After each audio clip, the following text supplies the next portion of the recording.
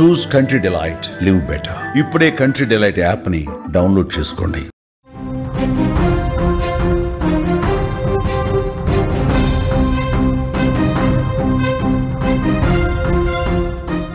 సమాజంలో జరుగుతున్న ఘటనలు బాల్యాన్ని చిదిమేస్తున్నాయి. తల్లిదండ్రుల తప్పులు పిల్లలకు శాపంగా మారుతున్నాయి. అభంశుభం తెలియని వయస్సులోనే మోయలేని బాధలు భరిస్తున్నారు. కాలం విసురుతున్న సవాళ్లకు వారి వద్ద సమాధానం లేకుండా పోతోంది. ఆనందానుభూతులతో నిండాల్సిన బాల్యం కన్నీరు కార్చుతోంది. తల్లిదండ్రుల క్షణికావేశంతో చేసే పనులతో వారు కన్న కంటిపాపల భవిష్యత్తు చీకటిమయంగా మారిపోతోంది. తాజాగా యాదాద్రి జిల్లాలో జరిగిన సురేందర్ ఘటనలో అతడి కుమారుడి రోదన అందరి గుండెల్లో బరువెక్కిస్తోంది. చావు పిలుస్తోందని తండ్రి వెళ్లిపోయాడు.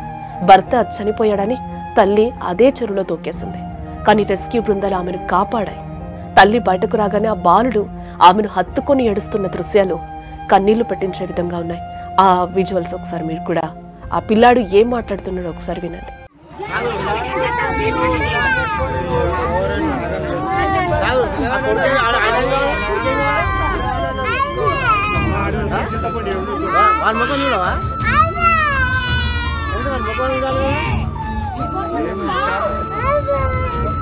కొడుకుని చూడాలి కదమ్మా.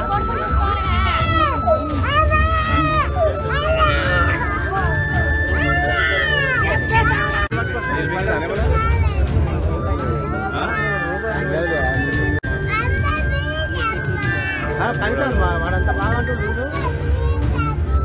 వాడి మాట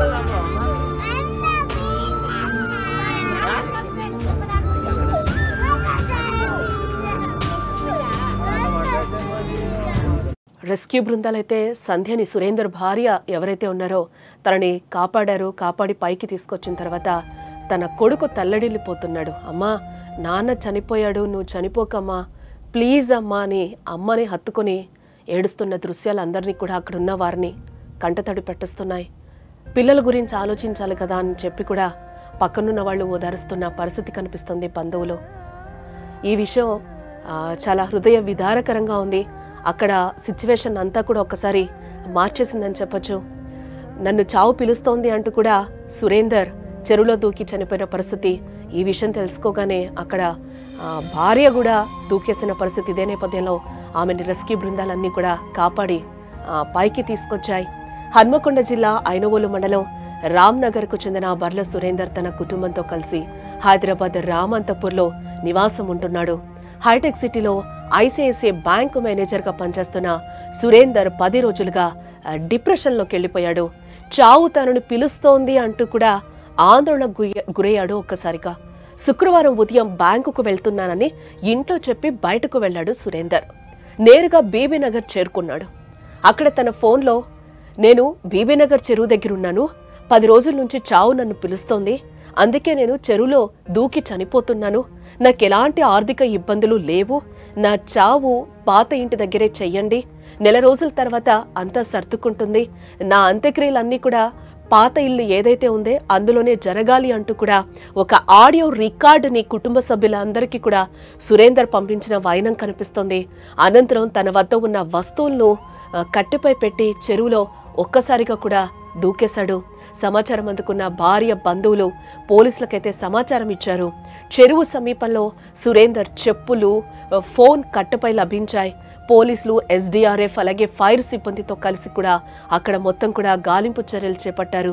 ఒకవైపు భర్త కోసం గాలిస్తున్న సమయంలోనే అక్కడే ఉన్న అతడి భార్య సంధ్య భర్త మృతిని తట్టుకోలేక అదే చెరువులోకి దూకేసింది ఒక్కసారిగా.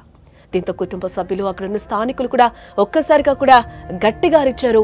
అక్కడే గాలింపు చర్యలు చేపడుతున్న పోలీసులు, ఎస్డీఆర్ఎఫ్, ఫైర్ సిబ్బంది కూడా ఆమెను వెంటనే రక్షించి కూడా పైకి తీసుకొచ్చారు. ఆ విజువల్ కూడా మీరు సుమన్ టీవీ స్క్రీన్ మీద చూడొచ్చు. ఆమె దూకింది. దూకగానే కూడా అక్కడ తక్షణం అక్కడున్న రెస్క్యూ సిబ్బంది కావచ్చు, పోలీసులు కూడా వెంటనే అప్రమత్తమయ్యి ఆమెని బయటకి తీసుకొచ్చే దృశ్యాలు కూడా మనకి అక్కడ కనిపిస్తున్నాయి.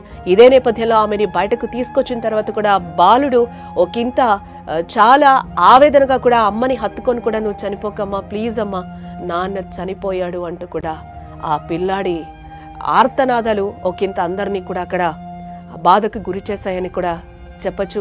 ఆ బాబుకి ఈ వయసులో ఏం తెలుసు, తల్లిదండ్రులు ఏం చెప్తే అదే వింటారు, వాళ్ళు తప్పితే వాళ్ళకి ఇంకొక ప్రపంచం కూడా తెలీదు. ఇదే నేపథ్యంలో తల్లి చేస్తున్న ఆ అఘాయిత్యానికి కూడా బాబు ఒక్కసారిగా కూడా భయపడిపోయిన పరిస్థితి అక్కడ మనకి కనిపిస్తుందని కూడా చెప్పుకోవచ్చు. నాన్న ఎలాగూ లేడు, చనిపోయాడు, ఏం ఆలోచించకుండా నువ్వు కూడా నా గురించి ఆలోచించకుండా చచ్చిపోతున్నావా అమ్మా, నన్ను ఎవరు చూస్తారు అని ఆ భేద చూపులు, ఆ బేల చూపులు కూడా అందరినీ బాధ పెడుతున్నాయని కూడా మనం చెప్పుకోక తప్పదు. ఆమెని, ఆ బాబుని కూడా అక్కడ ఉన్న వాళ్ళందరూ కూడా ఓదారుస్తున్నారు. తండ్రి బలవన్మరణానికి పాల్పడడం, తల్లి చెరువులోకి దూకడంతో కుమారుడు ఒక్కసారిగా బోరున విలపిస్తూ అమ్మా నువ్వు చచ్చిపోద్దమ్మా అని రోధించడం అక్కడ ఉన్న వారందరినీ కూడా కంటతడి పెట్టిస్తోందని కూడా మనం చెప్పుకోవచ్చు.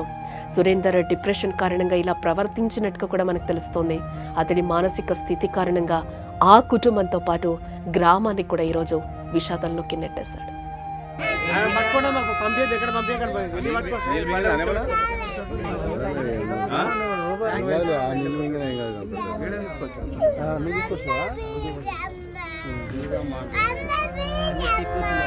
కనీసం వాడంతా బాగా అంటుండు, వాడి మాట